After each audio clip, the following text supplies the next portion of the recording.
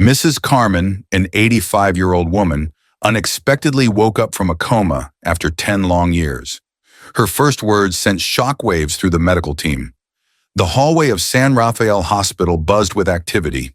Nurses hurried by, doctors consulted files, and the occasional beep of machines formed the usual symphony of the afternoon. Amidst this organized chaos, room 307 remained eerily silent, punctuated only by the steady beat of a heart monitor. Inside, Mrs. Carmen lay motionless, as she had for the past decade. Her wrinkled face told stories of a long and complicated life, but she appeared serene. However, the room's apparent peace was about to shatter. "I can't believe we're having this conversation again," Marcos, Mrs. Carmen's eldest son, said, his voice filled with exasperation. His sister, Elena, stood facing him, arms crossed. "Well, believe it, because I won't let you disconnect Mom." "Elena, please, be reasonable." Marcos ran a hand through his graying hair, his frustration evident. "It's been 10 years. 10. The doctors say there's no chance." "Doctors don't know everything," Elena interrupted, her voice trembling with emotion. "Remember what Mom always said? Hope is the last thing to be lost." Marcos sighed wearily. "Yes, and she also said not to be stubborn when the evidence is clear." "Are you calling me stubborn?" Elena's eyes flashed dangerously. "No, Marcos paused, taking a deep breath. "Look, I know this is hard for all of us, but we need to think about what Mom would want." "She'd want us to fight for her." Elena's voice rose, attracting a warning glance from a passing nurse. Both lowered their voices, aware of their surroundings. "Elena," Marcos tried to reason again, "have you thought about the expenses? Insurance doesn't cover anything anymore. And Mom's savings—" "Oh, right," Elena scoffed. "It's always about money with you, isn't it? Tell me, Marcos, how much is our mother's life worth to you?" Marcos recoiled as if slapped. "That's not fair, and you know it." "Fair?" Elena spat out the word. "What's fair about any of this? Is it fair that Mom's like this? Is it fair that you want to give up?" "I'm not giving up. I'm being realistic." Marcos threw his hands up in frustration. Just then, the door to room 307 opened, and Dr. Ramirez emerged, his expression grave. Both siblings turned to him, their argument momentarily forgotten. "Doctor," Marcos was the first to speak. "How is she?" Dr. Ramirez looked at them both, his face professionally composed, though his eyes held a hint of compassion. "There have been no significant changes. Your mother remains stable, but she's still in a coma," Elena finished, her voice barely a whisper. The doctor nodded. "I think it's time we have a serious conversation about Mrs. Carmen's future." Marcos looked at Elena as if to say, "I told you so," but she avoided his gaze. "Doctor," Elena began, "there must be something more we can do. New treatments, experimental therapies, anything." Dr. Ramirez shook his head. "I'm afraid we've exhausted all options, both conventional and unconventional. Your mother's brain has been inactive for a very long time. The chances of recovery are practically nil." "Practically?" Elena latched onto the word. "That means there's still a chance, right?" The doctor exchanged a look with Marcos before answering. "Technically, yes, but we're talking about such low probabilities." "I know," Elena interrupted, her eyes shining with renewed determination. "But as long as there's a chance, however small, we can't give up." Marcos groaned. "Elena, please listen to what the doctor is saying."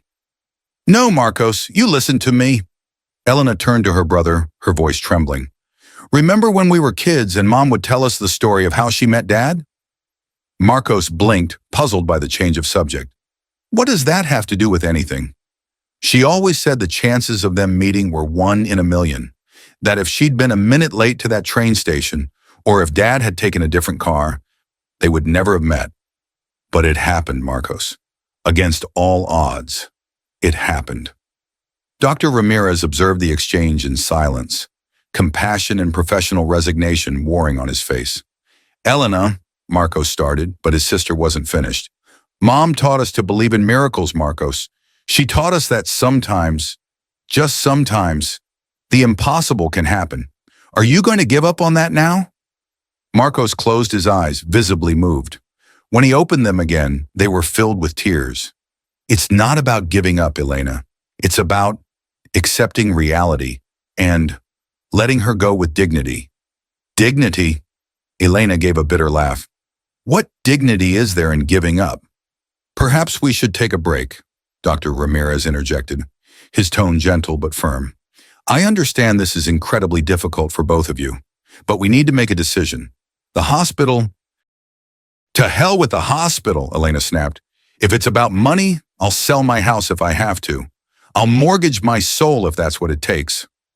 Marcos looked at her with a mixture of exasperation and admiration. Elena, you can't... I can't fight for our mother? Elena's voice cracked. Is that what I can't do, Marcos? The hallway fell silent for a moment, punctuated only by the distant wail of an ambulance siren. Marcos seemed to struggle for words. I just don't want her to suffer anymore, Elena. Don't you understand? If you loved her as much as I do, you wouldn't be suggesting we pull the plug. Elena's words were like a whiplash. Marcos recoiled as though physically struck. His face went from surprise to pain, and then to anger. How dare you? I've been here every day, Elena. Every damn day for 10 years. While you were off living your perfect life abroad, I was here, holding her hand, talking to her, waiting, hoping for a miracle that never came. Elena paled. That's not fair. You know I had to leave for work, but I always... Fair. Marcos gave a humorless laugh. You want to talk about fair? It's not fair that Mom's like this. It's not fair that we have to make this decision. And it's certainly not fair for you to accuse me of not loving her enough when I've sacrificed everything to be here. Dr. Ramirez, clearly uncomfortable, tried to intervene. Perhaps we should all just take a break.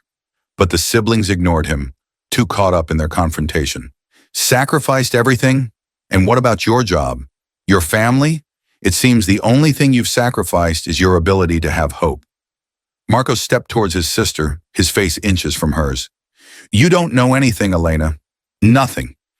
You think it's easy to come here day after day and watch her deteriorate? His voice broke, and for a moment it seemed he might crumble. Elena, surprised by her brother's sudden vulnerability, softened her tone. Marcos, But before she could continue, a sharp cry echoed from room 307. Both siblings whipped around, eyes wide. Dr. Perez, Dr. Ramirez, come quickly. A nurse's voice, laced with urgency, accompanied by a flurry of alarms and frantic beeping, filled the hallway. Dr. Ramirez reacted instantly, rushing towards the room.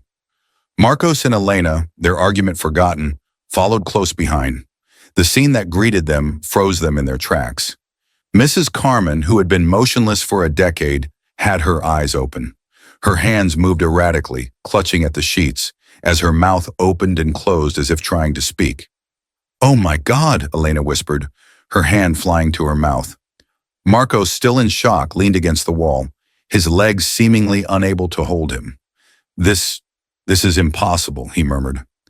Dr. Ramirez turned to them, astonishment and professional caution battling on his face. This is unusual, extremely unusual. We need to run some tests, but before he could finish, Mrs. Carmen's voice, raspy from years of disuse, filled the room. The treasure? It was barely a whisper, but in the stunned silence, it sounded like a thunderclap. The treasure is...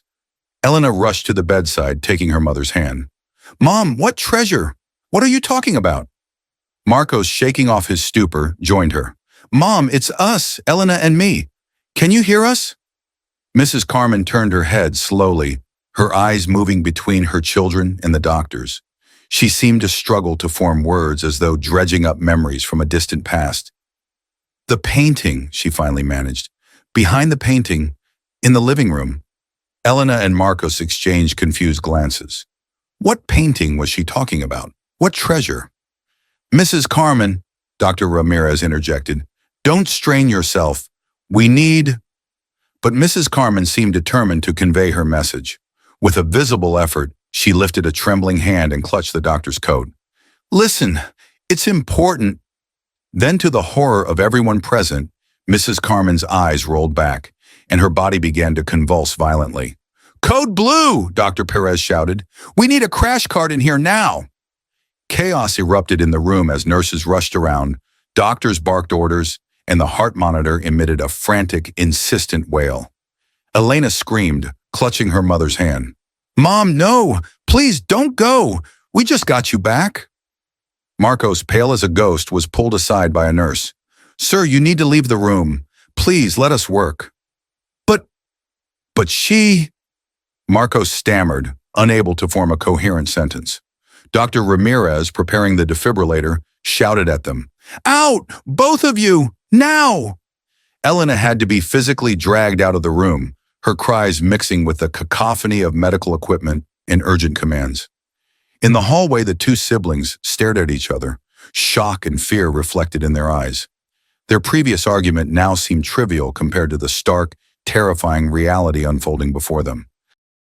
Marcos, Elena whispered, her voice choked with tears. What's happening? She was awake. She spoke to us. Marcos, still pale and trembling, shook his head. I don't know, Elena. I don't know. The sound of the defibrillator and the muffled shouts of clear filtered through the closed door, each one a stab to the siblings' hearts. What do you think she meant? Elena asked suddenly, clinging to anything but the awful reality of the moment. About the treasure and the painting? Marcos looked at her as if she'd lost her mind. Seriously, Elena? That's what you're worried about now? Don't judge me, she snapped, hysteria creeping into her voice. I need to think about something. Anything. I can't. Her voice broke, and without warning, she collapsed against her brother's chest, sobbing uncontrollably. Marcos startled for a moment, then wrapped his arms around her, his own tears starting to fall. I'm sorry, he mumbled through his sobs. I'm so sorry, Elena. I didn't mean, she choked out. It's okay, Marcos soothed, his voice rough with emotion. It's okay. I'm sorry too.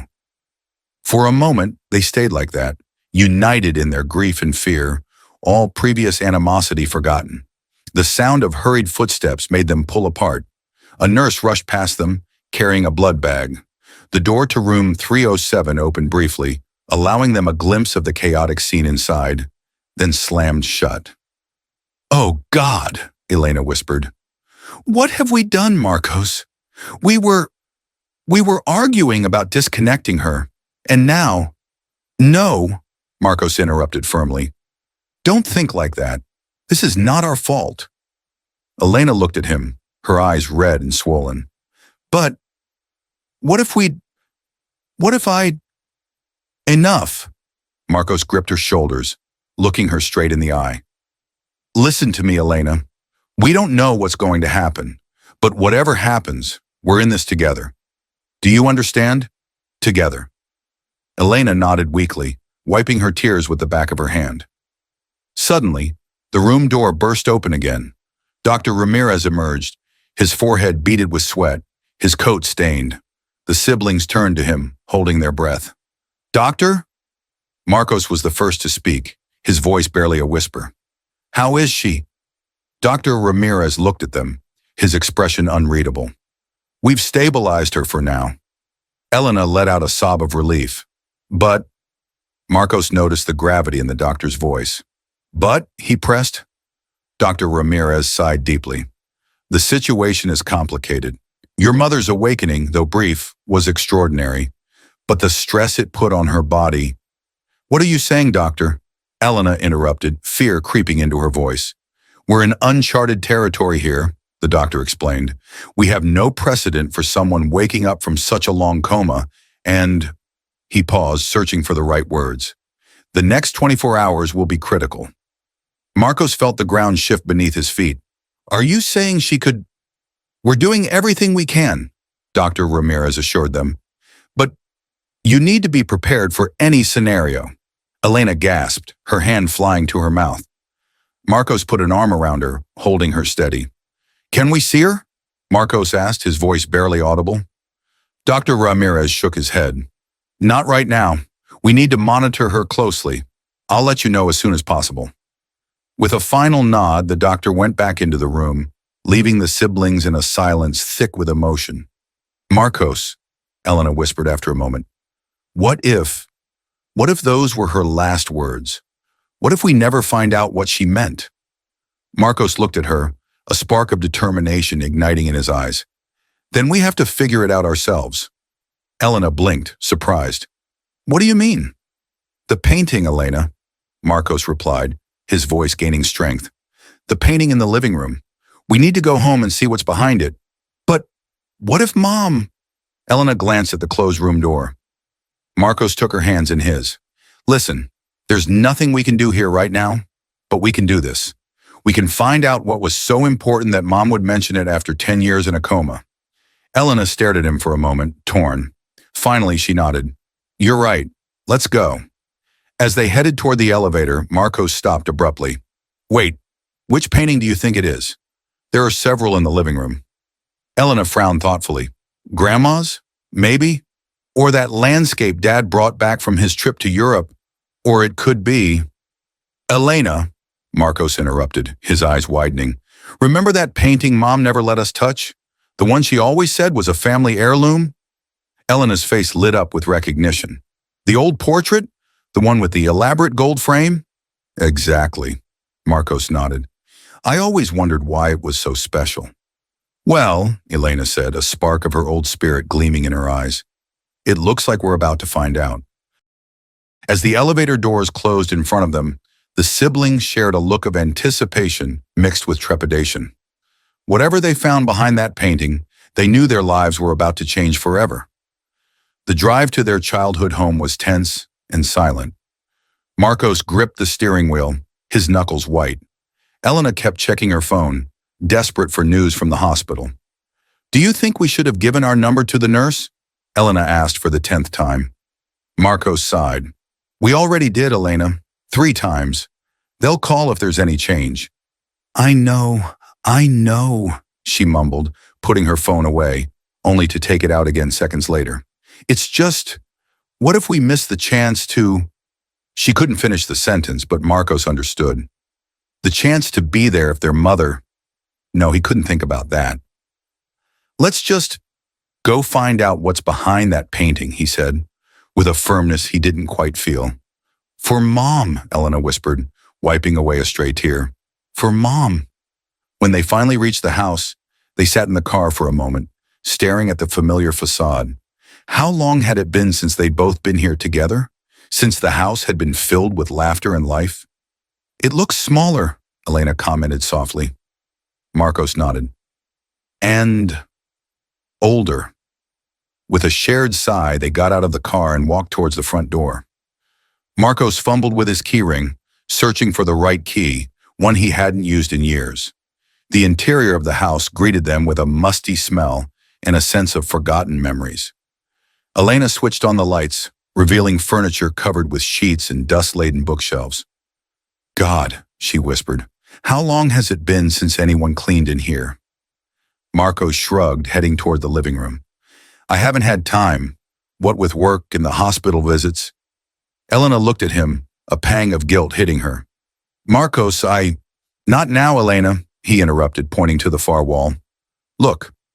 There in the center of the main wall hung the painting in question. It was an old portrait of a stern-looking man dressed in clothes from another era. The gold frame, though tarnished, was still impressive. I never liked that painting, Elena murmured, approaching it. I always felt like his eyes were following me. Marcos gave a humorless laugh. Me neither. But Mom loved it. They looked at each other, the gravity of what they were about to do settling over them. Should we? Elena began. Marcos nodded. Let's do it. Carefully. They lifted the heavy painting off the wall. As they turned it around, both held their breath, expectant. But there was nothing. Just the back of the canvas, old and worn. I don't get it, Elena said, disappointment heavy in her voice. Where's the treasure? Marcos frowned, running his hand over the frame. There has to be something. Mom wouldn't. Suddenly, his hand stopped. Wait, do you feel that? Elena touched the spot Marcos was indicating. There was a small, almost imperceptible bump. What is it? Marcos pressed hard, and with a barely audible click, a small compartment in the frame popped open. Oh my God, Elena whispered. Inside was a yellowed envelope, carefully folded to fit the tight space. With trembling hands, Marcos took it out. "Should we open it?" he asked, looking at his sister. Elena hesitated for a moment, then nodded. "Mom wanted us to find this. We have to know." Slowly, Marcos opened the envelope. Inside was a letter and a small antique key. "Read it," Elena urged, her heart pounding. Marcos took a deep breath and began to read aloud.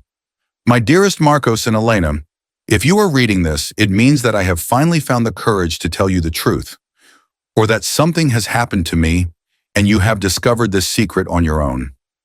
There are things about our family, about your father, that I never told you. Things I've kept hidden for decades out of fear and shame. But I can't carry this burden any longer. The key you will find with this letter opens a safe deposit box at the National Bank, number 1954. There you will find documents that explain everything. Please forgive me for not being honest before. I only hope you can understand why I kept this secret for so long. I love you both more than anything in the world." "Mom!" Marcos dropped the letter, his mind reeling. Elena had her hand over her mouth, eyes wide. "Marcos," she whispered, "what does it mean? What secrets could Mom have kept for so long?" Before Marcos could answer, the shrill ringing of his phone shattered the silence. Heart in his throat, he saw it was the hospital calling. Marcos answered, putting the phone on speaker. "Hello?" Dr. Ramirez's voice was urgent. "Mr. Valdez, I need you and your sister back at the hospital immediately. Your mother, there's been a development." Elena and Marcos looked at each other, fear and confusion swirling in their eyes. With the letter in one hand and the key in the other, they knew they were standing on the edge of a precipice. Whatever they discovered in that safe deposit box could change everything they thought they knew about their family. But right now, their mother needed them. The mystery would have to wait. "We're on our way," Marcos said, hanging up the phone. They hurried out of the house, leaving the painting and its secrets behind. Both siblings felt they were on the threshold of something monumental, something that could either unite them or shatter them forever. The drive back to the hospital was a nightmare of endless traffic and red lights. Marcos drove like a man possessed, while Elena gripped the seat, torn between the fear of having an accident and the urgency to arrive as quickly as possible. "Careful!" Elena cried out as Marcos ran a yellow light. "It won't do us any good if we're dead before we get there." Marcos gritted his teeth. "Every second counts, Elena. And if—" She didn't finish the sentence, but they both knew what she was thinking. What if they arrived too late? Elena took the letter out of her purse, rereading it for the 100th time. "What do you think she meant by things about Dad?" she murmured, more to herself than to Marcos. "I don't know," he replied, taking a sharp turn.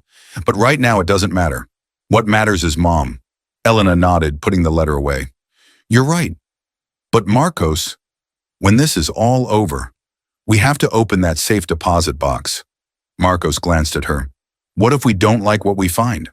Then we'll deal with it," Elena replied with a newfound strength that surprised them both. Together. Finally, after what seemed like an eternity, they reached the hospital. Marcos had barely parked the car before they both jumped out and raced towards the entrance. Dr. Ramirez was waiting for them in the lobby, his expression unreadable. "Doctor," Marcos gasped, "what happened? How is she?" The doctor looked at them both, his voice calm but strained. "Your mother has woken up again." Elena let out a sob of relief.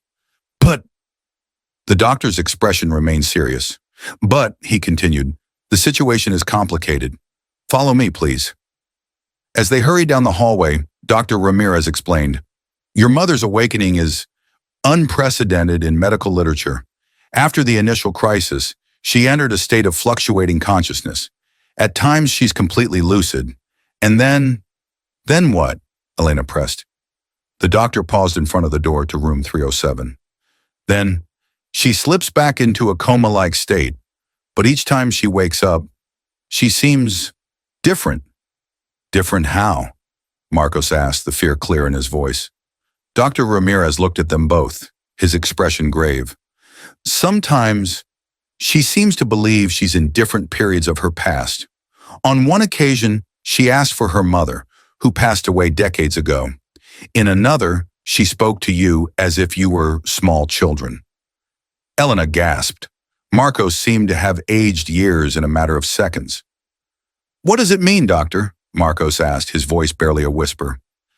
"Honestly, we don't know," the doctor admitted. "It could be a form of temporary amnesia. Or perhaps her brain is struggling to reconnect and process decades of memories. What we do know is that every moment of lucidity is crucial. If she has something important to tell you, this could be the time." With that, he opened the door and let them in. The room was dim, lit only by the soft glow of the monitors. Mrs. Carmen lay in bed, seemingly asleep, but as the door closed behind them, her eyes flew open. "Mom?"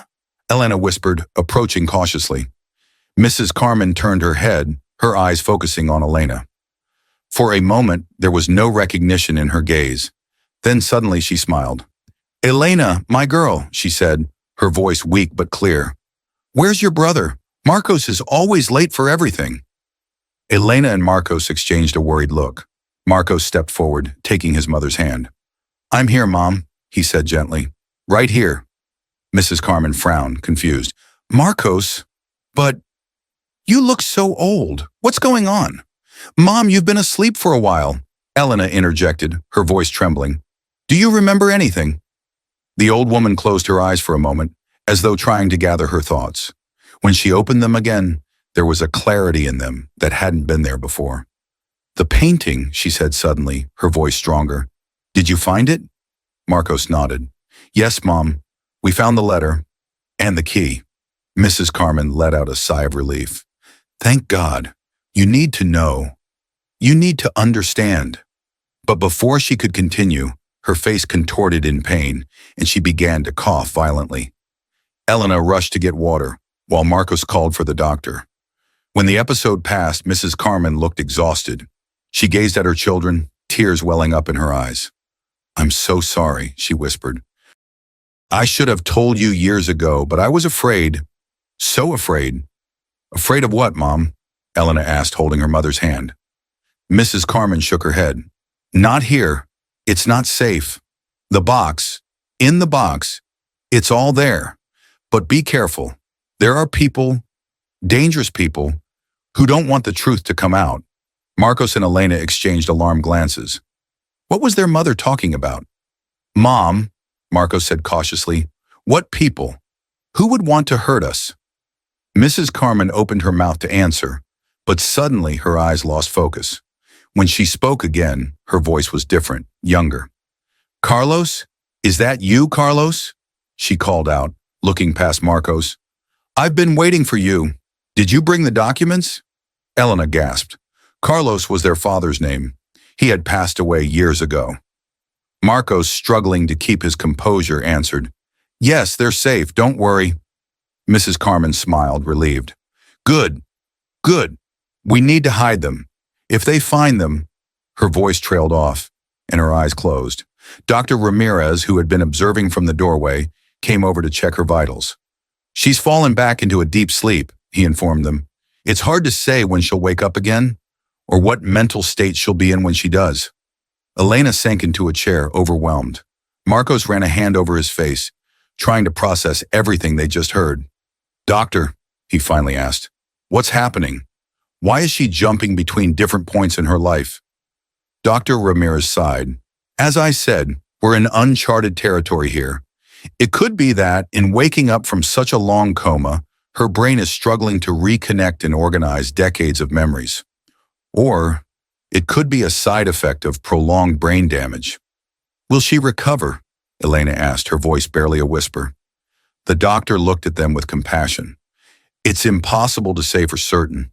Every case is unique, and your mother's is extraordinary, to say the least." Marcos nodded, grateful for the doctor's honesty.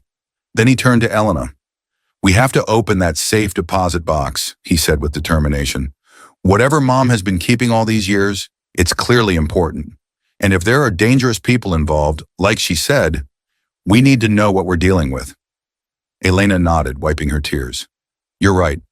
But Marcos, what if what we find changes everything? What if Dad wasn't who we thought he was?" Marcos took her hands in his. "Then we'll face it together, Elena." Whatever happens, we're family. That won't change. Dr. Ramirez, who had been listening silently, interjected. I don't know what you're planning, and it's probably best I don't. But I suggest you be careful. Your mother, she seems to be dealing with some very intense and potentially traumatic memories. If there's something dangerous in her past, proceed with extreme caution. Both siblings nodded, grateful for the advice. Doctor? Elena asked. Can we stay with her tonight? Dr. Ramirez nodded. Of course, I'll have some more comfortable chairs brought in for you, and if there's any change, however small, notify me immediately. When the doctor left, Marcos and Elena sat down on either side of their mother's bed, each lost in their thoughts. Remember, Elena began after a long silence, when we were kids and Mom used to tell us stories before bed? Marcos smiled faintly. How could I forget? You always requested the one about the prince and the dragon. Elena gave a small laugh. And you always wanted the one about the explorer in the jungle. But Mom's favorite, Marcos continued, was the one about the magic box. Remember? Elena felt tears pricking her eyes. The box that held secrets and treasures, and would only open for those who were worthy. Marcos looked at their mother's sleeping form. Maybe that story meant more than we thought. Marcos, Elena said after a moment, do you think Dad was involved in something illegal? Marcos sighed deeply. I don't know, Elena. I always thought I knew Dad. He was a quiet man, an accountant, but he trailed off, unable to continue. Maybe, Elena suggested, he was protecting someone, or maybe he discovered something he shouldn't have. Whatever it is, Marcos replied, it seems Mom's been carrying that secret for decades. I can't imagine how hard that must have been for her. Elena squeezed her mother's hand. It must have been a terrible burden to live with that constant fear. But now, it's our turn, Marcos said, his jaw set. We're going to find out the truth, and whatever it is, we'll face it together. Together, Elena echoed. The hours passed slowly. Marcos and Elena took turns sleeping in the chairs, always keeping one eye on their mother. Every little movement, every change in the monitors, put them on high alert. It was close to dawn when Mrs. Carmen woke up again. This time her eyes were clear and focused. My children, she said, her voice weak but firm. You're here. Mom. Elena leaned over her, taking her hand. How are you feeling? Tired, Mrs. Carmen replied. So tired, but I need you to listen. I don't know how much time I have. Marcos came to the other side of the bed. We're here, Mom. We're listening. Mrs. Carmen took a deep breath before continuing. What you're about to discover, it's complicated. Your father, he was a good man. Never doubt that. He answered, putting the call on speaker. Hello? Dr. Ramirez's voice crackled through the speaker, urgent. Mr. Valdez, I need you and your sister back at the hospital immediately. Your mother? There's been a development. Elena and Marcos exchanged a look, fear and confusion clouding their eyes. Clutching the letter and the key, they were acutely aware they were teetering on the brink of something huge. Whatever they found in the safe deposit box could rewrite everything they knew about their family. But their mother needed them now. The mystery would have to wait. We're on our way, Marcos said, hanging up. They rushed out of the house, leaving the painting and its secrets behind, both sensing they were on the precipice of a revelation that could either unite them or tear them apart forever. The drive back to the hospital was agonizing, each traffic jam and red light an eternity. Marcos drove as if pursued by demons, Elena clinging to the seat, torn between the fear of a car crash and the need to get to the hospital as quickly as possible. Careful, she yelled as Marcos sped through a yellow light. We won't do Mom any good if we die before we get there. Marcos gritted his teeth. Every second counts, Elena. And what if? She couldn't voice the terrifying thought that gnawed at them both. What if they were too late? Elena pulled out the letter, rereading it for the 100th time. What do you think she meant by things about Dad? She murmured, more to herself than to Marcos. I don't know, he said, taking another sharp turn. But right now it doesn't matter. What matters is Mom. Elena nodded, putting the letter away. You're right. But Marcos, when this is all over, We have to open that safe deposit box. Marcos glanced at her. What if we don't like what we find? Then we'll deal with it, Elena replied with a steeliness that surprised them both. Together. Finally, after a torturous drive, they reached the hospital. Marcos had barely stopped the car before they both jumped out and ran towards the entrance. Dr. Ramirez was waiting for them in the lobby, his expression unreadable. Doctor, Marcos gasped. What's happened? How is she? The doctor's voice was calm but strained. Your mother has woken up again. But, he continued, the situation is complicated. Follow me, please. As they hurried down the hallway, Dr. Ramirez explained, your mother's awakening is unprecedented. After the initial crisis, she entered a fluctuating state of consciousness. At times, she's completely lucid. And then what? Elena pressed, her voice thin with worry. The doctor paused before the door to room 307. Then, she slips back into a coma-like state, but each time she wakes, she seems different. Different how? Marcos asked, the fear tangible in his voice. Dr. Ramirez's face was grim. Sometimes, she seems to believe she's in different parts of her past. Once she asked for her mother, who's been dead for decades. Another time, she spoke to you as if you were small children. Elena gasped, her hand flying to her mouth. Marcos looked as if he'd aged years in seconds. What does it mean, doctor? He asked, his voice little more than a whisper. Honestly, we don't know, the doctor admitted. It could be a form of temporary amnesia, or perhaps her brain is trying to reconnect and organize decades of memories. What we do know is that every moment of lucidity is crucial. If she has something important to tell you, this could be the time. With that, he opened the door and ushered them in. The room was dim, the only light coming from the monitors. Mrs. Carmen lay in bed, apparently asleep. But as the door closed behind them, her eyes opened suddenly. My children, she said, her voice weak but clear. You're here. Mom? Elena leaned over, taking her hand. How are you feeling? Tired, Mrs. Carmen replied. So tired. But I need you to listen. I don't know how much time I have. Marcos came to the other side of the bed. We're here, Mom. We're listening. Mrs. Carmen took a deep breath. What you're about to discover, it's complicated. Your father, he was a good man. Never doubt that. But, Marcos began, but his mother continued. He got caught up in something bigger than himself. What was it about, Mom? Marcos pressed gently. Documents, Mrs. Carmen whispered. Proof. But, her voice faded and her eyes closed as if the effort of speaking were too much. Mom? Elena called out, her voice laced with alarm. Mrs. Carmen opened her eyes again, but this time they seemed distant, unfocused. Elena, why aren't you at school? And Marcos, didn't you have soccer practice today? The siblings exchanged a sad look. Their mother had become lost in time again. Don't worry, Mom, Marcos said softly. Everything's okay. Mrs. Carmen smiled, seemingly reassured, and closed her eyes again. Elena turned to her brother, her face a mixture of determination and fear. We have to open that safe deposit box, Marcos. Today. Marcos nodded. I agree, but first, we need a plan. If there really are dangerous people involved, we have to be careful. What do you suggest? Marcos thought for a moment. First, we tell no one what we're doing. Not even Dr. Ramirez. The fewer people who know, the better. Elena nodded. Okay. And then, Marcos continued, we go to the bank together. One of us stays outside as a lookout while the other opens the box. If we see anything suspicious, we leave immediately. Elena frowned. What if what we find is dangerous or incriminating? Marcos ran a hand through his hair, a gesture Elena recognized as a sign of his nervousness. Then,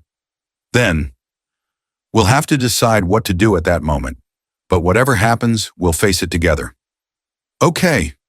When do we... Marcos checked his watch. The bank opens at 9. We can go as soon as Dr. Ramirez does his morning rounds. As if summoned, Dr. Ramirez entered the room at that moment, looking tired, as though he'd been up all night. Good morning, he greeted them, going over to check the monitors. How was the night? Elena and Marcos exchanged a glance. She woke up a couple of times, Elena replied. Sometimes she seemed confused. The doctor nodded, making a note on his tablet. That's to be expected. Her brain is dealing with an overload of information and memories. She said something significant, Marcos said hesitantly. Oh? She mentioned something about our father and some documents, but she didn't explain anything concrete. Dr. Ramirez looked at them sympathetically. I understand this must be frustrating for you. Unfortunately, I can't promise your mother will have another moment of complete lucidity. Every time she wakes up, it's like her mind is playing Russian roulette with her memories. Elena choked back a sob. Marcos put an arm around her, offering silent comfort. Is there any chance she'll make a full recovery? Elena asked, her voice barely a whisper. The doctor sighed. In medicine, we never say never. But you need to understand, your mother's case is unique. We have no precedent for this. Every moment of consciousness is a gift, but also a risk to her nervous system.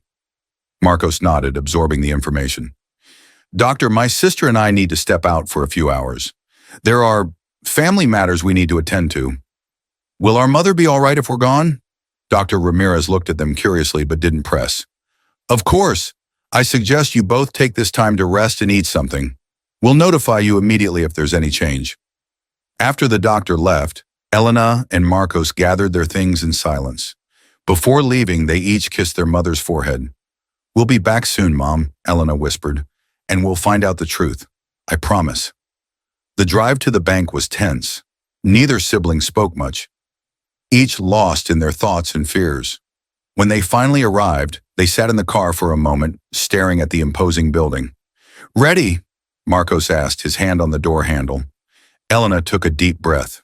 No, but let's do it anyway. They entered the bank, trying to act casual. Elena stayed in the ATM area, pretending to check her balance while keeping an eye on the entrance. Marcos headed towards the safe deposit boxes. Good morning, he greeted the bank employee. I need to access a safe deposit box number 1954. The employee, a middle-aged woman with a professional smile, nodded. Of course, sir. Do you have the key in your identification? Marcos felt his heart quicken as he took out the antique key in his ID. What if the key didn't work? What if this was all an elaborate trap? To his relief, the entire process was surprisingly straightforward. Minutes later, he found himself alone in a small private room, the safe deposit box before him. With trembling hands, he opened it. Inside was a thick, yellowed envelope in a small wooden box. Marcos picked up the envelope first, carefully opening it. The first thing he saw was an old photograph. In it, a younger version of his father stood next to another man, both smiling at the camera. On the back of the photo, in his mother's handwriting, was written, Carlos and Roberto, 1975. Marcos frowned. Who was Roberto? He had never heard his parents mention that name. He continued sifting through the envelope's contents. There were official documents, some with government seals he didn't recognize. And then, at the very bottom, he found a handwritten letter. The writing was his father's. My dearest Maria, if you're reading this, it means that something has happened to me. I hope you never have to see these words, but if you do, I need you to know the truth. What I did for the good of many.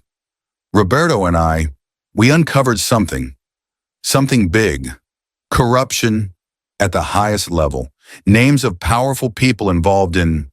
The letter trailed off. It's better you don't know the details. These documents are proof. The only copies left. Roberto, he paid with his life for this. I managed to hide them, but I know they're looking for me. If anything happens to me, keep these documents safe. Protect them with your life. Someday, and when it's safe, the truth will come out. Forgive me for involving you in this, for putting this burden on you and on our children. But someone has to do the right thing. I love you more than anything in the world. You and our little ones. Always, Carlos. Marcos felt like he couldn't breathe. His father, the quiet accountant, involved in something like this. Corruption, people dying. With shaking hands, he opened the small wooden box. Inside was a USB drive and a note. The truth is here. Be careful. Just then his phone vibrated. It was a text from Elena. Suspicious man just entered. Dark suit. Watching us. Panic surged through Marcos. He quickly stuffed everything into his pockets, closed the safe deposit box, and hurried out of the private room. Elena was near the exit, pretending to check her phone. Marcos joined her, trying to act casual. Got it, Elena whispered. Marcos nodded slightly. Let's go. Now. As they headed towards the exit, Marcos noticed the man Elena had mentioned. Tall, dark suit, sunglasses. Despite being indoors, he was definitely watching them. Just as they were about to reach the doors, the man started moving towards them. Don't look back, Marcos murmured. Just walk normally. They exited the bank and quickly made their way to their car. Marcos could hear the man's footsteps behind them, getting closer. Keys, he hissed. Have them ready. Elena fumbled with her purse, her hands shaking. They were just a few feet from the car when they heard a voice behind them. Excuse me, the man called out. Mr. and Mrs. Valdez? Marcos and Elena froze. How did he know their names? Now, Marcos whispered. They sprinted toward the car. Elena hit the unlock button just as they reached it. They dove inside, Marcos behind the wheel. Go! Go! Go! Elena shouted. Marcos turned the key and the engine roared to life. In the rearview mirror, he saw the man running towards them. He slammed his foot on the gas and the car shot out of the parking lot, leaving the man in the suit behind. Is he following us? Marcos asked, weaving through traffic. Elena twisted in her seat, looking out the back window. I don't see any suspicious cars, but we can't be sure. Marcos made a quick decision.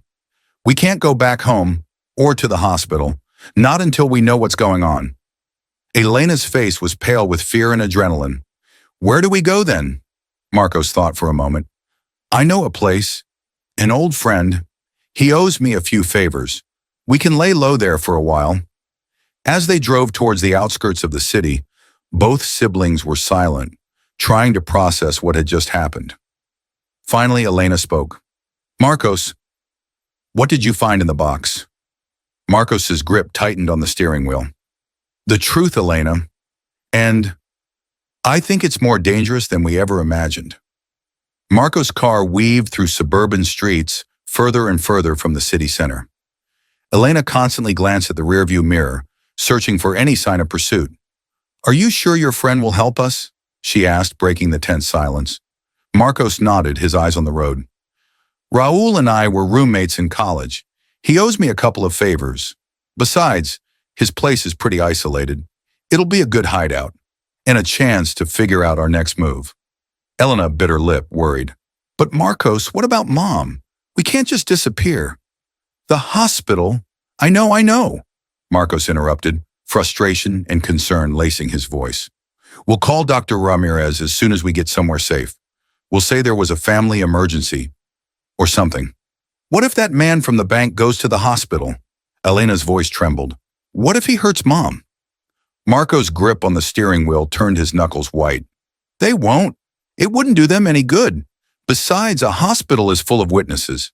I hope so, Elena mumbled, more to herself than to her brother. After a few more minutes of driving, Marcos turned onto a dirt road leading into a wooded area. Raul's house, a modest wooden cabin, appeared between the trees. Before Marcos could even honk the horn, the cabin door opened and Raul stepped out, a surprised expression on his bearded face. Marcos, he exclaimed, walking toward the car. What the? Raul, old friend, Marcos interrupted, jumping out of the car. We need your help. It's an emergency. Raul's gaze darted from Marcos to Elena, who had also gotten out of the car, then back to Marcos. His expression shifted from surprise to concern. Sure, anything, he said, gesturing towards the cabin. Come inside, quick. Once they were inside, Raul locked the door, drew the curtains and turned to face them. All right, he said, his voice serious. What kind of trouble are you in? Marcos and Elena exchanged a look. Where to begin? It's complicated, Marcos started. You remember my father, right? Raul nodded slowly. Sure, Mr. Valdez. Quiet guy. Wasn't he an accountant or something? That's what we thought too, Elena said, her voice thick with emotion. But it turns out Dad was keeping secrets. Dangerous secrets. For the next half hour, Marcos and Elena told Raul everything that had happened in the past 48 hours. Their mother's awakening, the discovery of the letter, the visit to the bank, and their hasty escape. Raul listened intently, his brow furrowing as the story unfolded. When they finished, he stood up and started pacing the small living room. "Let me see if I got this straight," he said, finally stopping in front of them. "Your father, the quiet accountant, was involved in some kind of high-level corruption investigation? And now you have proof? And someone is after you?" Marcos nodded. "It sounds crazy, I know." "It's not crazy," Raul replied, his voice serious.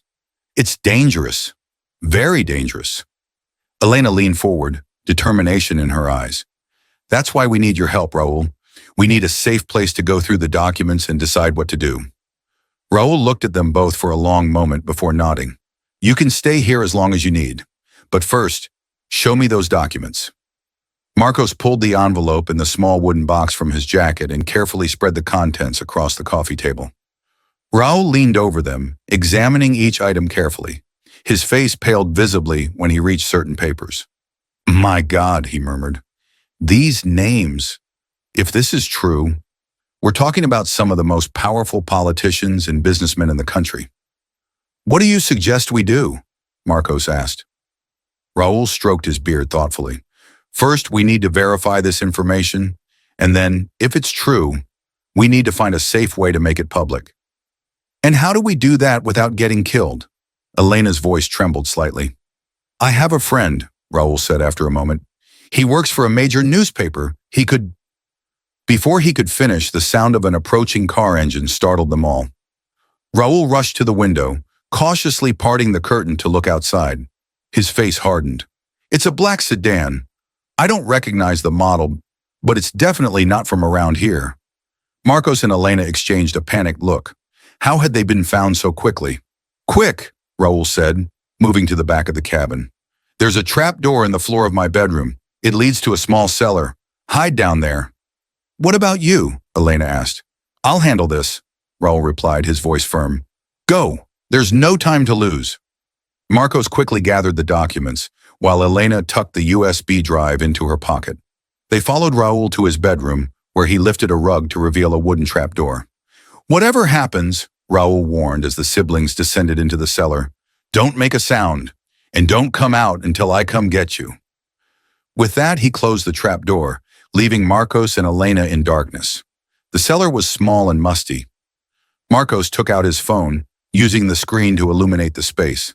They found a couple of old crates and sat down on them, trying to control their ragged breathing. From above, they heard the sound of the front door opening and Raul's muffled but audible voice. "Can I help you, gentlemen?" A deep voice replied, "We're looking for two people, a man and a woman. We believe they might be in this area." "Sorry," Raul replied, his voice casual. "Haven't seen anyone. I live alone. Don't get many visitors." There was a tense silence. Then the deep voice spoke again. "Mind if we take a look inside?" Elena gasped. Marcos clamped his hand over her mouth, his eyes wide with fear. "Actually, I do mind," Raul's voice was firm. "If you don't have a warrant, I'm going to have to ask you to leave my property." Another silence. Marcos and Elena held their breath, their hearts pounding so loudly they were afraid they'd be heard. Finally, the deep voice spoke again. "Very well. Thank you for your time. If you see anything suspicious, please call this number." "I will," Raul replied. "Have a nice day." The sound of receding footsteps, a door closing, a car starting up, and then silence. Long minutes passed before the trapdoor creaked open again. Raul's head appeared, his face grim. "They're gone," he said. "But I don't think it's for good. We need to move." Marcos and Elena climbed out of the cellar, their legs shaky with tension and fear. "Raul," Marcos began, "we can't thank you enough." Raul raised a hand, cutting him off. "Save it for later. Right now, we need a plan." They sat in the living room, the tension palpable. "Who were those men?" Elena asked. Raul shook his head. "I don't know, but they definitely weren't police.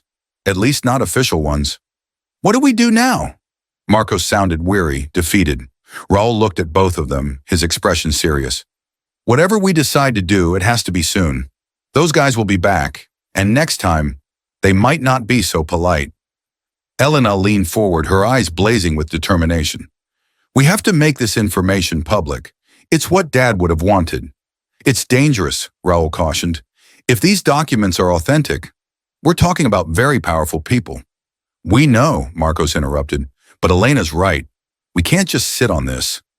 Raul nodded slowly. All right, then we need a plan. And I know just the person to help us. He took out his phone and dialed a number. After a brief, hushed conversation, he hung up and turned back to the siblings. My friend, the journalist I told you about, he'll see us in an hour, but we have to be extremely careful getting there. How? Elena asked. How do we get there without being followed? Raul smiled, a glint of cunning in his eyes. I have an idea, but you're not going to like it. Half an hour later, an old cargo truck pulled out of Raul's property. Hidden in the back, amongst crates and tarpaulins, were Marcos and Elena. The journey was uncomfortable and tense.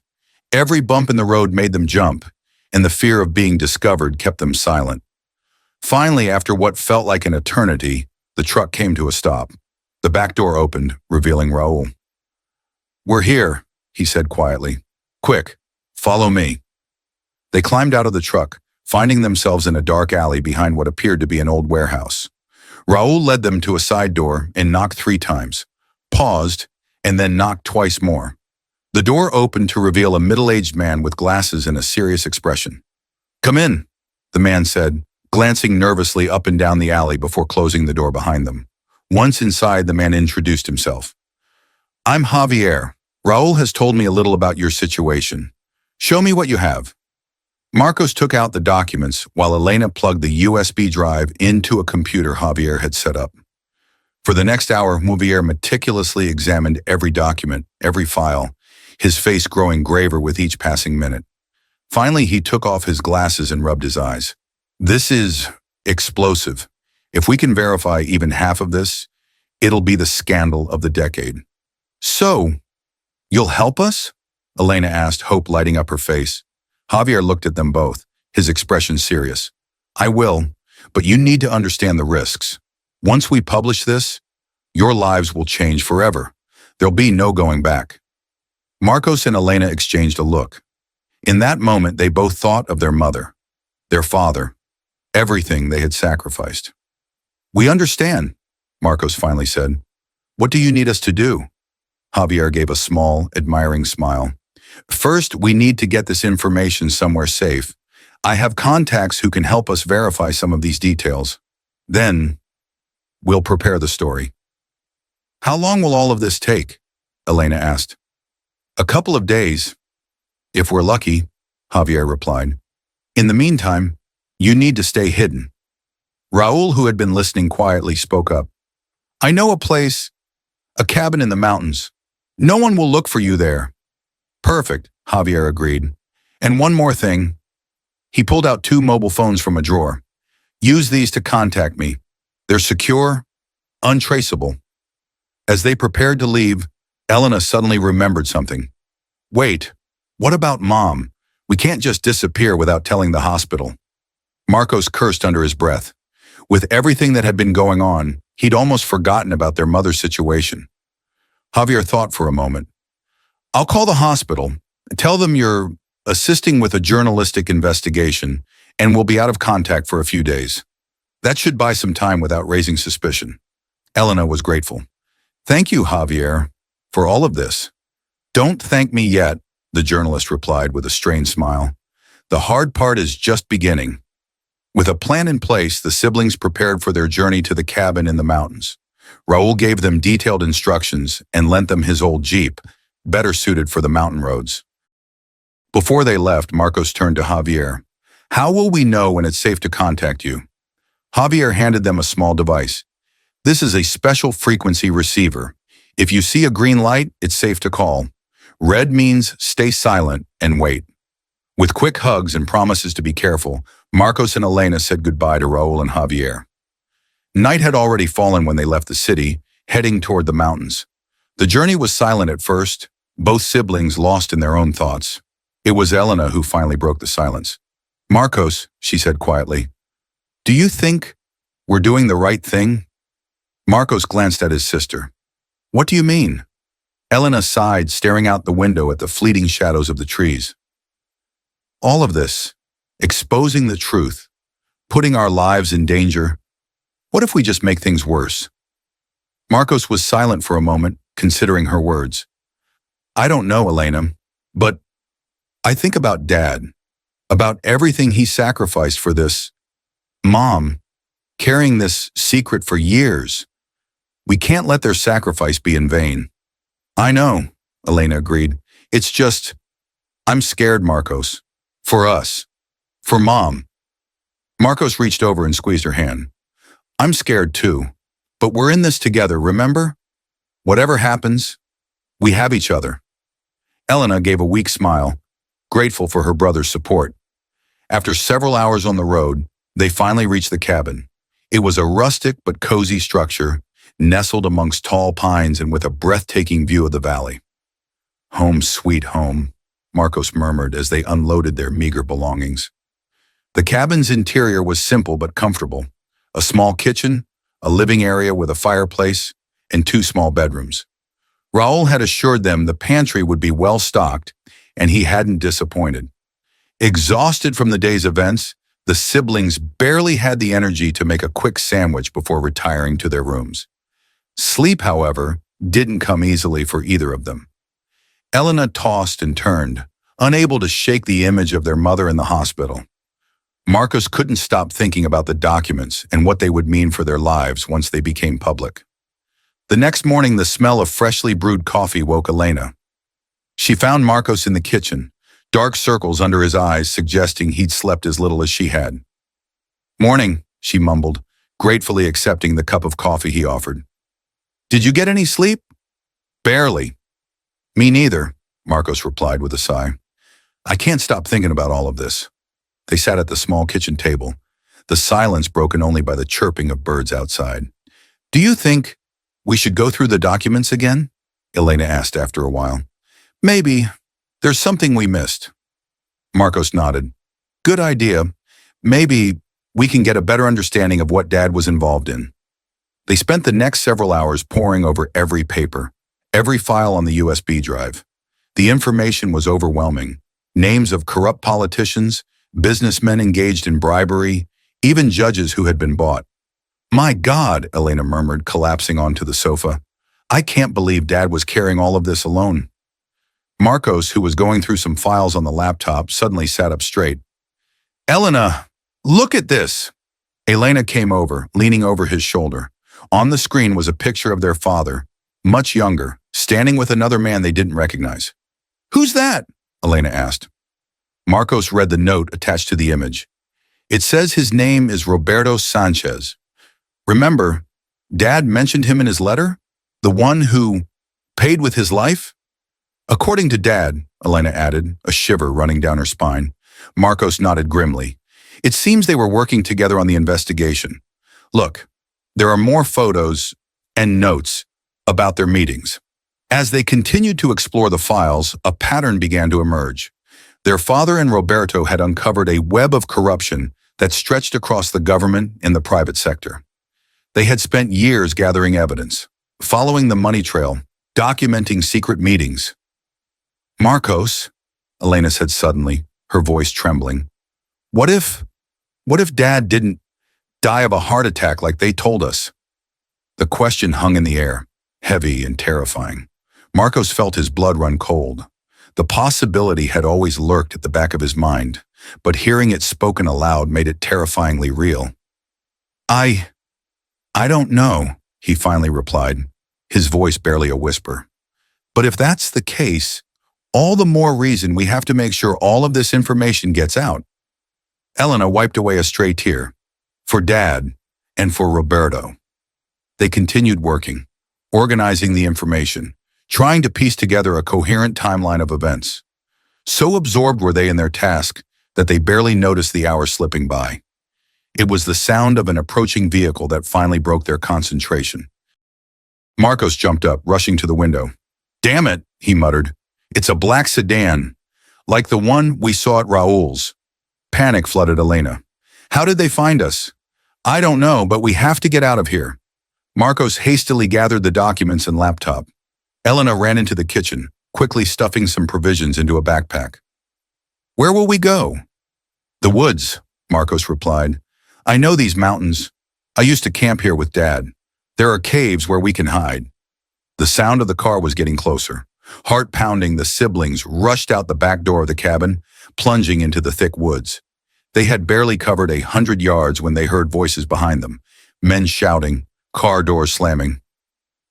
This way, Marcos whispered, leading Elena down a barely discernible path between the trees. They ran as silently as they could, fear lending them a speed they didn't know they possessed. The sounds of pursuit faded, but they didn't dare stop. After what seemed like an eternity, Marcos finally slowed, gasping for breath. Ahead of them, partially obscured by vegetation, was the mouth of a cave. Here, he gasped. We'll be safe here for a while. They scrambled into the cave, grateful for the darkness and silence. Elena sank to the ground, trying to catch her breath. Marcos, she said between gasps, what do we do now? Marcos took out the device Javier had given them. The light was blinking red. For now, we wait, he replied, sitting down beside his sister, and pray that Javier can do something with the information he has. In the darkness of the cave, surrounded by the silence of the woods, the siblings clung to each other. The weight of their father's secrets, the danger lurking outside, and the uncertainty of the future pressing down on them like a heavy stone. But amidst all the fear and confusion, there was one certainty. They were together, and they would fight to the end to bring the truth to light, for their father, for Roberto, for their mother, and for all those who had fallen victim to the corruption they had uncovered. As the sun set over the mountains, painting the sky in hues of red and orange, Marcos and Elena Valdez prepared for the longest night of their lives, unaware that the events of the next few days would change not only their lives, but the course of the entire country. The darkness in the cave was almost complete. Elena and Marcos sat in silence, their breathing barely audible, listening for any sound that might indicate their pursuers were closing in. The cold was starting to seep into their bones, and Elena couldn't help but shiver. Marcos, she whispered, do you think they've lost our trail? Marcos took a moment to answer, as if listening for something beyond the cave entrance. I don't know, but we can't risk going out yet. What are we going to do if they find us? Elena whispered, though she knew her brother couldn't see her in the darkness. We can't keep running forever. I know, Marcos replied, concern lacing his voice. But for now, our priority is to stay safe and to make sure this information gets into the right hands.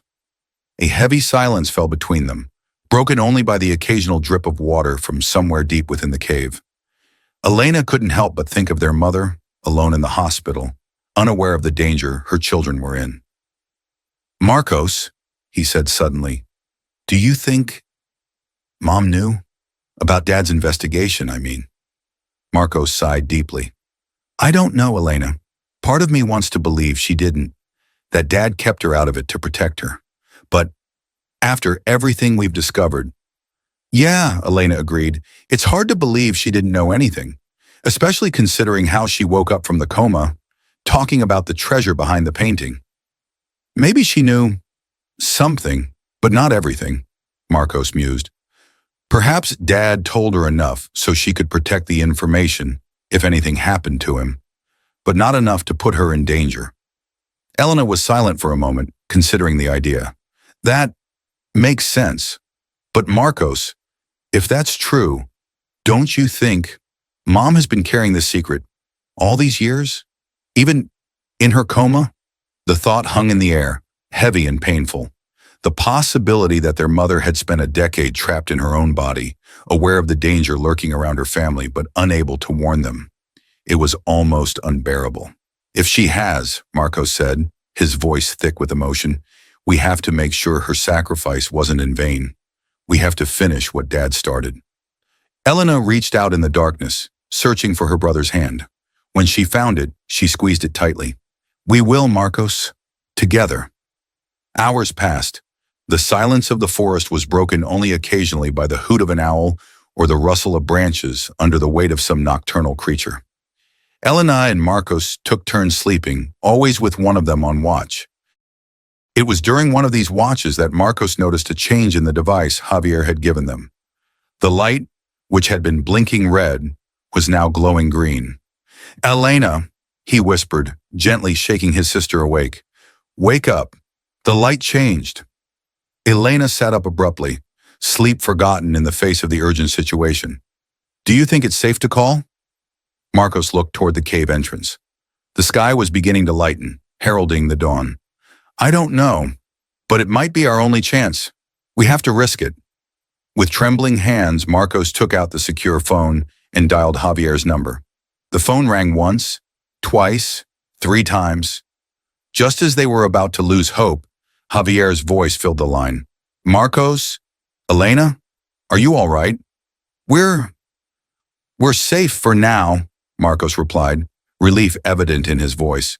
"But we had to leave the cabin. They found us."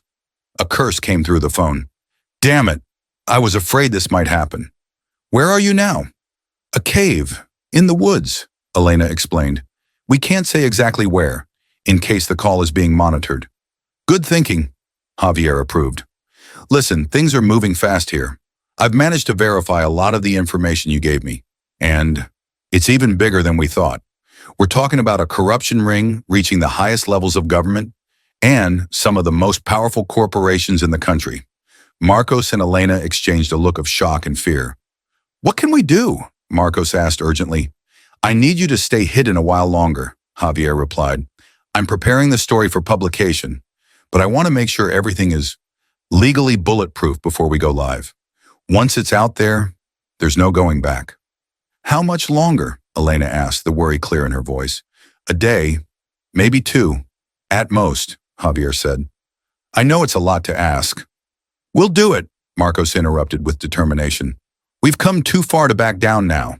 "Good," Javier said, his voice relieved. "One more thing. I've been looking into Roberto Sanchez, your father's partner." Elena and Marcos held their breath, anticipating what was coming. "His death," Javier continued. "It was reported as a car accident, but I've found some inconsistencies in the police report. I think he was murdered, to cover up what he and your father had discovered." The news hit the siblings like a physical blow. Even though they'd suspected it, hearing it confirmed made everything seem more real and more dangerous. "Javier," Elena said, her voice shaking slightly, "do you think our father, is it possible?" "It's possible," Javier replied gravely. "I don't have any concrete evidence, but given what we know now, it wouldn't surprise me if his death wasn't natural either." A heavy silence followed his words. Marcos was the first to break it. "Thank you for telling us this, Javier. I know it's not easy." "You have a right to know," the journalist replied. "And there's one more thing. I've been in contact with the hospital." "Your mother? What about Mom?" Elena interrupted, panic in her voice. "She's stable," Javier quickly clarified. "But she's had a few more episodes of lucidity. She's been asking for you." Elena choked back a sob. Marcos squeezed her hand supportively. "What did you tell them?" Marcos asked. "Just that you're assisting with an important investigation and will be back soon," Javier replied. "Dr. Ramirez has been very understanding and is doing everything he can to keep her comfortable and safe." "Thank you, Javier," Elena said, wiping away a tear. "You don't know how much that means to us." "You're welcome." Javier's voice was tired but determined. "Now, listen carefully. I'm going to give you the coordinates of a meeting point in 2 days at 3 p.m. I need you there. I'll have a car waiting to take you to a safe house where we can prepare for the story's release." Marcos carefully memorized the coordinates Javier gave him. "Got it. We'll be there." "Good." Javier's voice was tired but determined. "Stay safe, and remember, if the light goes red again, don't try to contact me. I'll reach out to you when it's safe." With that, the call ended, leaving Marcos and Elena with a mixture of hope and fear. "Well," Marcos said after a moment, "looks like we have a plan." Elena nodded, but her expression was serious. "Marcos, Do you realize what this means? If Javier's right about Dad and Roberto— I know, Marcos interrupted, his voice laced with pain and determination. It means the people behind all of this will stop at nothing to keep their secrets buried. I'm scared, Marcos, Elena admitted, her voice barely a whisper. Not just for us, but for Mom, for Javier, for everyone involved in this. Marcos put an arm around her, pulling her into a comforting embrace. I'm scared too, Elena, but think about all the lives we can change if we manage to expose this corruption. Think about justice for Dad and for Roberto. Elena nodded against her brother's shoulder. You're right. We can't give up now. They held each other for a moment, finding solace in each other's presence. Finally, Marcos pulled away, a new determination shining in his eyes. All right, we have 2 days before the meeting with Javier. We need a plan to stay hidden and get to the rendezvous point without being detected. Elena nodded, grateful to have something to focus on. We should move at night and lay low during the day. It'll be harder for them to spot us in the dark. Good idea, Marcos agreed. We also need to ration our supplies. We don't know when we'll be able to get more food. They spent the next few hours carefully planning their route, studying the map Marcos had committed to memory from his previous excursions in the area. As the sun rose higher, they decided to venture deeper into the cave to avoid detection. The day passed slowly, punctuated by long stretches of silence interspersed with hushed conversations. They talked about their childhood, happy memories with their parents, as if remembering those moments could give them the strength to face what was to come. When night finally fell, they prepared to leave. The darkness of the forest was both menacing and comforting. Ready? Marcos asked, adjusting the backpack on his shoulders. Elena took a deep breath and nodded. Ready. They moved into the night, traveling as quietly as possible through the trees. Every crack of a twig, every whisper of wind put them on high alert. But as they journeyed, a strange calmness began to settle over them. It was as though the forest itself were protecting them, shielding them from those who wished them harm. After several hours of hiking, Marcos pointed to a small clearing. Let's rest for a while, he whispered. They sat with their backs against a large oak tree, silently sharing a granola bar. The near full moon bathed the forest in a silvery light, creating shadows that danced with the night breeze. Marcos, Elena said after a while, have you ever wondered what our lives would have been like if Dad hadn't uncovered all of this corruption? Marcos was silent for a moment, considering the question. Sometimes, but then I think about all the people who have suffered because of these corrupt officials, all the lives that have been destroyed. And I realize Dad couldn't have just ignored it. He wasn't that kind of man. Elena gave a sad, small smile. You're right. He always taught us to do the right thing, no matter how hard it was. And now, it's our turn to carry on his legacy. They continued their journey, alternating between periods of walking and brief rest. As the night wore on, the forest seemed to come alive. Owls hooted in the distance. Small animals scurried through the undergrowth. Once they thought they saw the glint of eyes watching them from the darkness. When the first rays of dawn began to appear on the horizon, they found another cave to take shelter in. It was smaller than the previous one, but it would do for the day. We should sleep in shifts, Marcos suggested. I'll take the first watch. Elena was grateful. The fatigue of their night journey was starting to take its toll. She settled as best she could on the cave's rocky floor and surprisingly fell asleep almost immediately. Marcos sat near the cave entrance, keeping watch. His mind raced with everything they had uncovered in the past few days. The corruption, the deaths, the secrets. It all seemed so big, so overwhelming. But then he thought of his father, of Roberto, of all the people who had risked their lives to expose the truth, and he knew he couldn't let them down. Hours passed slowly. Marcos fought against sleep, pinching himself occasionally to stay alert. It was during one of these moments, battling exhaustion, that he heard them, distant voices, but approaching. Marcos's heart began to pound. He crept over to Elena and shook her gently. Elena, he whispered urgently, wake up. There's someone outside. Elena woke up instantly, years of sibling training having conditioned her to respond quickly to her brother's voice of alarm. "What's wrong?" she murmured, rubbing her eyes. "Shh." Marcos put a finger to his lips. "Listen." They held perfectly still, holding their breath. The voices were getting clearer. "They have to be around here somewhere. The boss said not to come back without them. What if they're not in the area anymore? This forest is huge. They could be anywhere." "Don't be stupid. They can't have gotten far on foot. Besides, we have orders to search every cave, every bush, if we have to." Elena and Marcos exchanged a look of pure panic. They were trapped.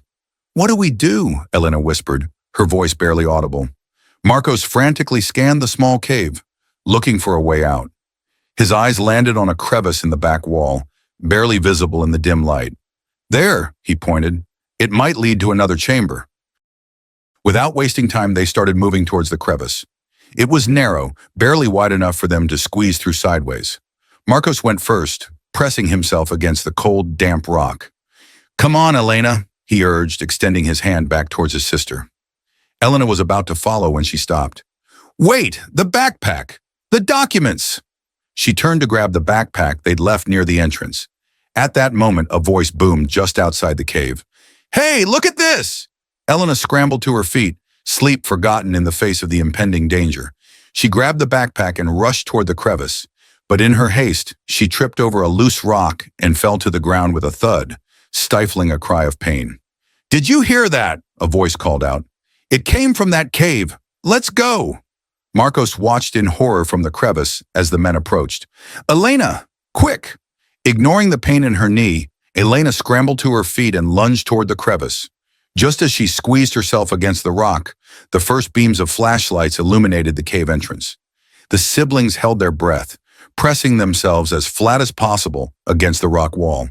They could hear the men moving around in the main cave, their voices now clearly audible. "Someone's been here, and not long ago. Look, these ashes are still warm. Search every corner. They can't have gotten far." Marcos and Elena stayed perfectly still, barely daring to breathe. The crevice they'd squeezed into was so narrow that the men could easily pass by it without noticing, especially if they didn't shine their flashlights directly on it. Minutes stretched into what felt like hours. The sound of boots on rock and the beams of flashlights moved throughout the cave. At one point, a light swept so close to the crevice that Marcos had to close his eyes to avoid being blinded. And discovered. Finally, after an eternity, they heard one of the men say, "Nothing here. They must have moved on." "The boss isn't going to be happy," the other one replied. "Come on, we have to keep searching." The sound of footsteps faded and slowly, the cave fell silent again. Still, Marcos and Elena didn't dare move for several more minutes, fearing it might be a trap. Finally, when the silence became absolute, Marcos whispered, "I think they're gone." Slowly, with extreme caution, they slid out of the crevice. Elena was limping slightly from her earlier fall. "You okay?" Marcos asked, noticing her limp. Elena nodded. "Just banged my knee. I'll be fine." They approached the cave entrance, cautiously peeking out. The woods seemed quiet, no sign of their pursuers. "That was close," Elena murmured, leaning against the cave wall, relief and exhaustion etched on her face. Marcos nodded, running a shaky hand through his hair. "Too close. We can't stay here. It's just a matter of time before they check this area again." "But it's broad daylight," Elena objected. "It'll be easier for them to spot us." Marcos thought for a moment. "You're right, but we can't risk spending another night here. We'll have to move very carefully." Elena sighed, resigned. She stood up, wincing as she put weight on her injured knee. "Sure you can walk?" Marcos asked, concerned. "I have to," Elena replied with determination. "I'm not going to be the reason we get caught." Marcos admired his sister's strength. Despite everything they had been through, she was still holding strong. "Okay," he said. "We'll move slowly and stop often to rest and make sure we're not being followed." Elena nodded. "Okay." With extreme caution, they emerged from the cave. The woods, which had felt like a haven the night before, now felt full of unseen eyes watching them. Every crack of a branch, every movement in the bushes, put them on high alert. They moved slowly, pausing every few meters to listen and scan their surroundings. The sun filtered through the trees, creating a play of light and shadow that made it difficult to discern shapes in the distance. After what felt like an eternity, but in reality was only a couple of hours, Elena stopped, leaning against a tree. "I need to rest for a minute," she said, her face pale with pain and exertion. Marcos nodded, helping her to sit down on the leaf-covered ground. He knelt in front of her and examined her knee. It was swollen and starting to bruise badly. "This doesn't look good," he murmured. "We need to find a safe place where you can rest properly." Elena shook her head. "We can't stop, Marcos. Those men, they're still out there, looking for us." "I know," Marcos replied. "But if we keep going like this, your knee will only get worse, and then we really won't be able to move." They fell silent for a moment, each lost in thought. It was Elena who finally spoke. "Marcos, what if we split up?" Marcos stared at her, surprised. "What? No, no way." "Think about it," Elena insisted. "I'm just slowing you down. If you go alone, you can reach the rendezvous point with Javier much faster." "Absolutely not," Marcos said firmly. "I'm not leaving you here, alone and injured. But the documents are worthless if I lose you," Marcos interrupted. "We're a team, remember? We get out of this together or not at all." Elena felt tears prick her eyes, touched by her brother's loyalty. "Thank you," she whispered. Marcos squeezed her shoulder. "There's nothing to thank me for. Now, rest a little longer, and then we'll move on. We'll find a safe place, I promise." While Elena rested, Marcos remained alert, listening for any sound that might indicate their pursuers were approaching. The woods seemed quiet, but he knew that tranquility could be deceiving. After about 20 minutes, they decided it was time to move on. Marcos helped Elena to her feet, offering his shoulder for support. They walked slowly, each step careful and measured. The sun was starting to descend in the sky, and Marcos knew they would soon have to face the decision: find shelter for the night or risk traveling in darkness. It was then that they saw it, a small clearing ahead, and in the center, a wooden cabin, old and seemingly abandoned. "Look," Elena whispered, pointing. Marcos nodded, his mind racing. It could be a good place to hide, but it could also be a trap. "What other choice do we have?" Elena asked, fatigue evident in her voice. Marcos thought for a moment. "Okay, we'll approach carefully. If there's any sign anyone has been here recently, we leave immediately." Elena nodded. "Okay." With extreme caution, they approached the cabin, each step calculated, each sound analyzed. When they reached the edge of the clearing, they paused, observing the cabin. It truly seemed abandoned. The windows were grimy, and one was broken. The door hung crookedly from its hinges. The roof showed signs of years of neglect. "Looks safe," Elena murmured. Marcos nodded, but his expression remained cautious. "I'm going to take a closer look. You stay here, hidden in the bushes. If you see or hear anything suspicious, whistle. Like I taught you when we were kids, remember?" Elena smiled, remembering summer afternoons playing explorers in their backyard. Marcos crept toward the cabin, each step careful, his eyes constantly scanning their surroundings. When he reached the door, he pushed it gently. It creaked open, the sound deafening in the silence of the forest. The cabin's interior was dark and dusty. Marcos took out his flashlight and switched it on, illuminating the space. There was an old table, a couple of rickety chairs, and what appeared to be a moldy mattress in one corner. After carefully searching every corner, making sure there were no signs of recent occupation, Marcos went back outside and beckoned Elena to come closer. "It's safe," he said when she limped to his side. "Not exactly the Ritz, but it'll provide shelter for the night." Elena, too tired to comment on the state of the cabin, simply nodded. They went inside and Marcos closed the door as best he could. "Rest," he said to Elena, helping her to sit down on one of the chairs that seemed sturdier than the others. "I'm going to see if I can find something to make a cold compress for your knee." While Marcos searched the cabin, Elena pulled out the documents and started going through them again. "You know," she said after a while, "every time I read these, it's harder to believe that Dad was involved in something so big. Marcos came over with a piece of cloth he'd soaked in a nearby stream and gently placed it on Elena's knee. "I know," he replied.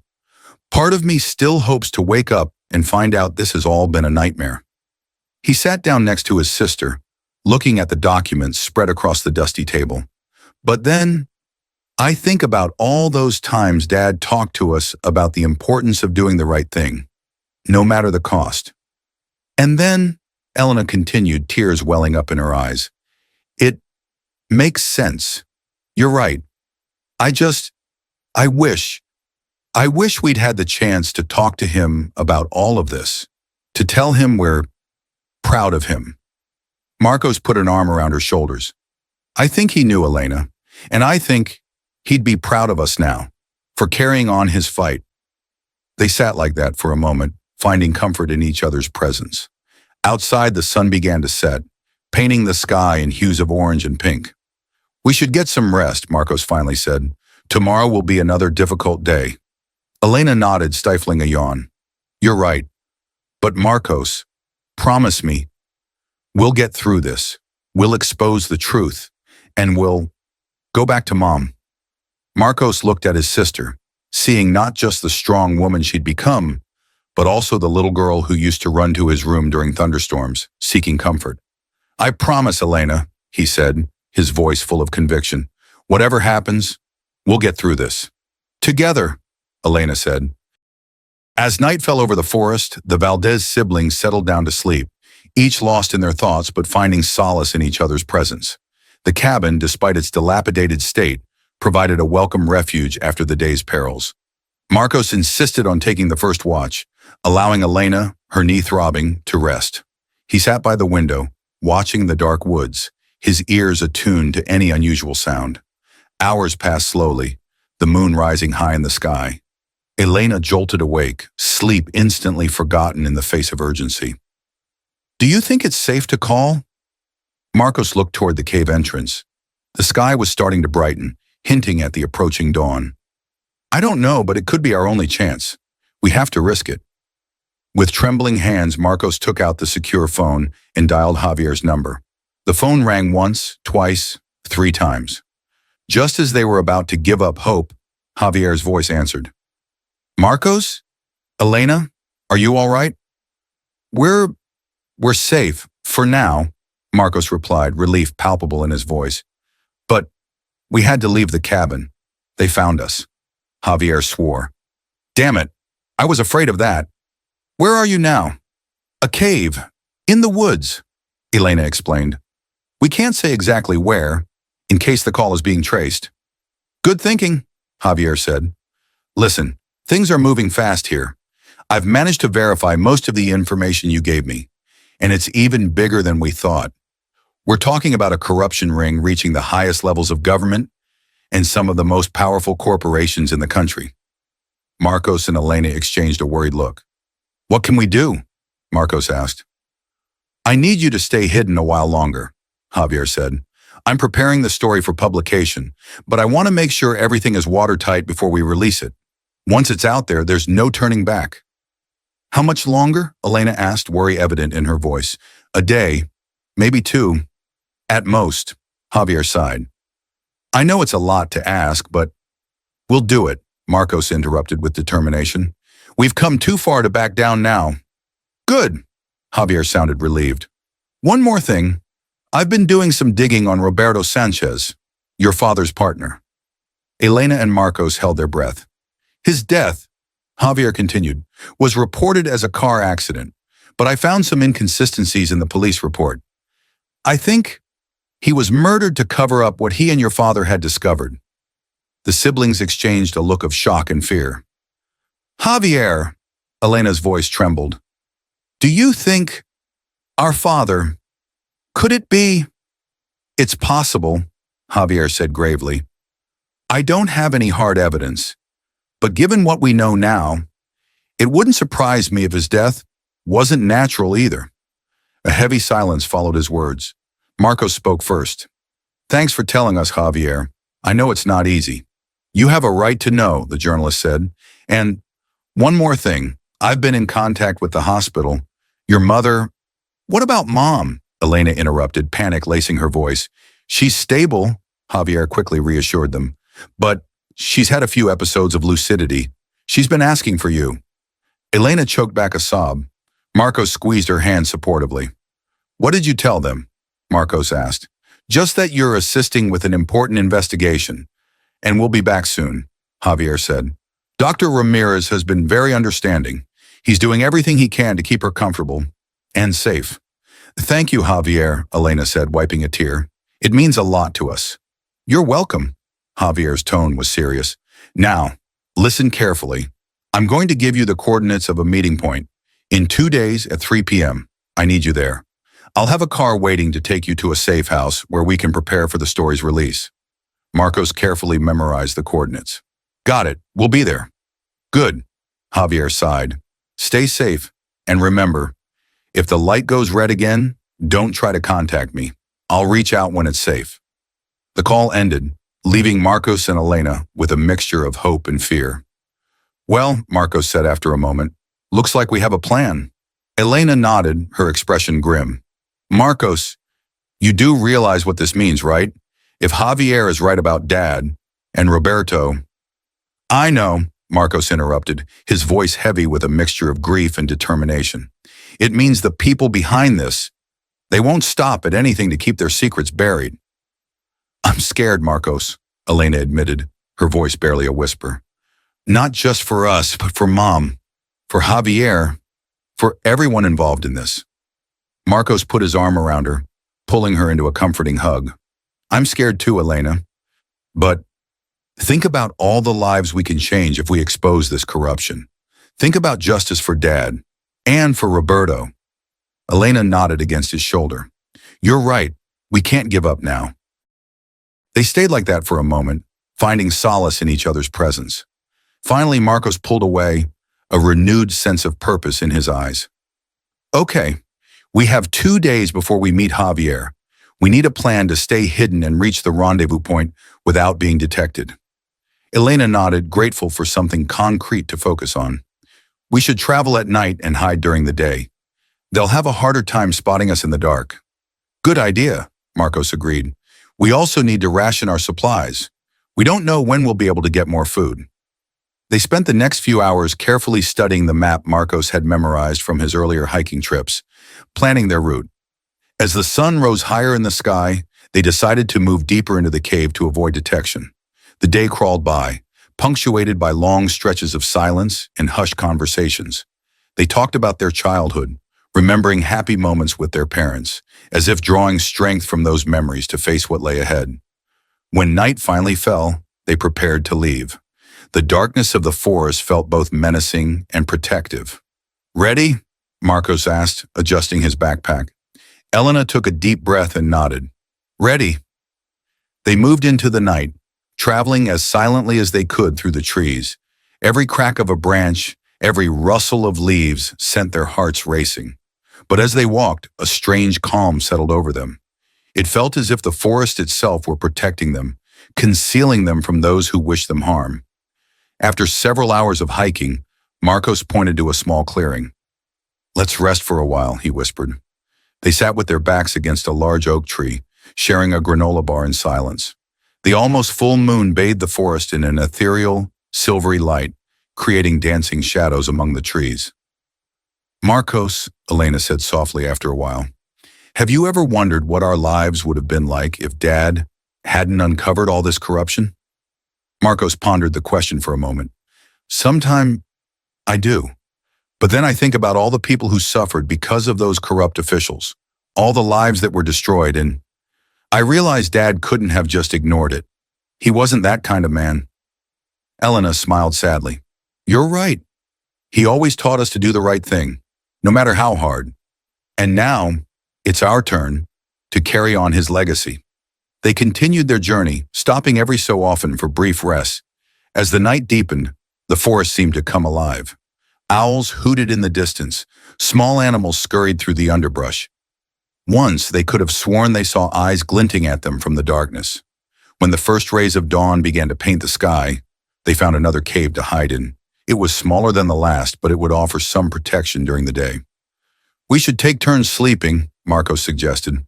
I'll take first watch. Elena gratefully accepted. The fatigue from their night hike was catching up to her. She curled up on the cave floor and, to her surprise, fell asleep almost immediately. Marcos sat near the entrance, keeping watch. His thoughts whirled with everything they'd learned. The corruption, the deaths, the secrets. It was overwhelming. But then he'd think of his father, of Roberto, of all those who had risked their lives to expose the truth, and he knew he couldn't give up. Hours crawled by, and Marcos fought against sleep, pinching himself to stay alert. It was during one of these moments, battling exhaustion, that he heard it. Distant voices approaching. His heart leaped into his throat. He crept over to Elena and gently shook her. "Elena," he whispered urgently, "wake up. Someone's coming." Years of sibling training had conditioned Elena to react instantly to her brother's voice of alarm. She sat up, fully alert. "What is it? Where?" "Shh." Marcos was already moving, gathering their things. "Outside. They're getting closer, fast, and they're being quiet about it." They quickly gathered the documents and their few belongings. Marcos helped Elena to her feet, careful of her injured knee. "The back window," he murmured, leading her toward the rear of the cabin. Just as they reached the window, they heard the front door creaking open. Someone was inside the cabin. Hard in his throat, Marcos unlatched the window as quietly as he could. The rotted wood frame gave a groan that sounded deafening in the stillness of the night. They froze, waiting to see if the intruder had heard. For a moment, there was silence. Then quick footsteps headed toward them. "Run!" Marcos yelled, helping Elena through the window before scrambling out himself. They ran into the darkness, Elena's pain momentarily forgotten in the surge of adrenaline. Behind them, they heard shouts and the sound of more people emerging from the cabin. "That way," a gruff voice roared. "Don't let them get away." Marcos and Elena plunged deeper into the forest, dodging trees and leaping over tangled roots. The moonlight barely filtered through the dense canopy, making it difficult to see. "Marcos," Elena gasped, the pain in her knee returning with a vengeance. I can't run anymore." Marcos frantically scanned their surroundings, searching for somewhere to hide. His eyes landed on a large fallen tree, its hollow trunk offering a possible refuge. "Here," he said, pulling Elena towards it. They squeezed into the hollow just as the voices of their pursuers drew close. Marcos covered Elena's mouth with his hand, trying to muffle the sound of their ragged breathing. The footsteps came closer, flashlight beams dancing among the trees. Marcos and Elena huddled together, scarcely daring to breathe. "Damn it!" a voice yelled close by. "We've lost them." "They can't have gone far," another voice replied. "Keep searching. The boss wants them. Alive." The siblings stayed frozen, hearts pounding so hard they were afraid they'd be heard. Minutes ticked by, the sounds of the search gradually fading away. Finally, when the forest was silent once again, Marcos whispered, "I think they're gone." Slowly, cautiously, they emerged from their hiding place. "You okay?" Marcos asked, studying his sister in the dim light. Elena winced. "My knee. I think I re-injured it running." Marcos cursed under his breath. "We have to keep moving. It's not safe to stay here." "I know," Elena agreed. "But Marcos, before we were interrupted, I found something in the documents. A note from Dad." She quickly told him about the cryptic warnings she discovered. Marcos frowned, processing the information. Could it be Mom and Roberto?" Elena suggested. "Maybe. But why would Dad warn about not trusting anyone? Even Mom?" Marcos shook his head, frustrated. "I don't know, but it's clear there's more to this story than we know. We have to get to the rendezvous point with Javier. He might be able to help us make sense of it all." "You're right." Despite the pain and fatigue, Elena was resolute. "Let's go." Leaning on each other for support, the Valdez siblings plunged back into the darkness of the forest. Dawn was not far off, and with it, the promise of answers. And perhaps, more danger. As they walked, Marcos couldn't help but think about his father's warning. Don't trust anyone. Who could they truly trust? Was Javier reliable? And what secrets was their mother keeping that could jeopardize everything? With every step they took, more questions arose. But one thing was clear: the truth was far more complex and dangerous than they had ever imagined.